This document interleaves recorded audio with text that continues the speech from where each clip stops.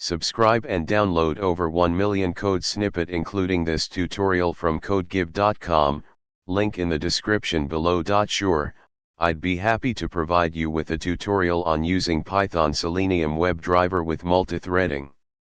In this tutorial, I'll guide you through the process of setting up a simple multi-threaded Selenium script using Python. This can be particularly useful when you want to speed up the execution of your tests by running multiple browser instances concurrently. Make sure you have Python installed on your system. You can install the required libraries using pip. Create a new Python script and start by importing the necessary libraries. Define a class that will represent a threaded Selenium instance. Each thread will have its own WebDriver instance.